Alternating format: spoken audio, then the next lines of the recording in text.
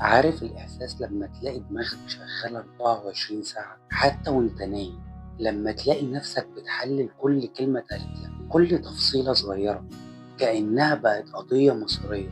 لو انت من النوع اللي مخك ما بيهداش، يبقى أهلا بيك في نادي ضحايا التفكير الزيادة. ناس كتير أوي بتقول إن التفكير دليل على الذكاء، وإن الشخص اللي بيحلل كل حاجة ده شخص عميق وواعي كل اللي حواليه. بس الحقيقة التفكير الزيادة عن اللزوم ممكن يكون سجن، بتحس إنك محبوس جوه دماغك ومش عارف تطلع منها، ولا حتى عارف تاخد نفسك بره التفكير ده.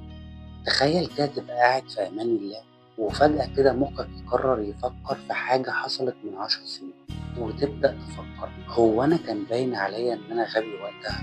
طيب هو ليه أنا قلت كده؟ كان ممكن أرد بطريقة أحسن. يا ترى الناس لسه فاكرة اللي حصل؟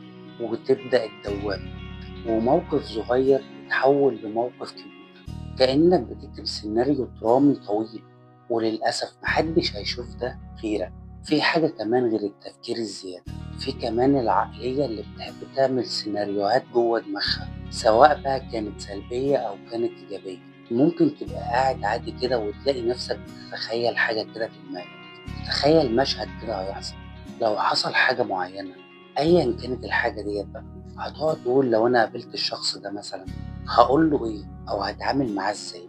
طيب لو فجأة أنا بقيت مليونير هعمل إيه بالفلوس؟ وتلاقي نفسك عايش في عالم تاني، بين الماضي اللي مستحيل يتغير والمستقبل اللي لسه ما جاش، لحد ما تتفاجئ إن أنت نسيت تعيش حياتك. في فرق كبير أوي بين إنك تفكر بشكل كويس وإن دماغك توديك شمال ويمين، لحد ما تلاقي نفسك في دوامة ملهاش نهاية. التفكير الصحي بيكون ليه هدف، زي إنك تحط مستقبل أو تحل مشكلة.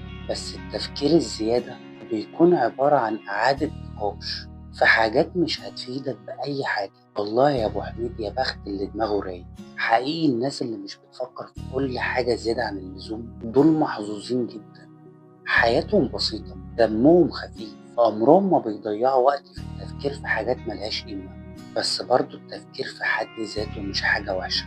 المهم إنك تعرف إمتى تفكر وإمتى تسيب الأمور تمشي. فاكر الجملة الشهيرة اللي بتقول سيبها على الله؟ أوقات ده بيكون الحل الوحيد اللي أنت تعيش مرتاح.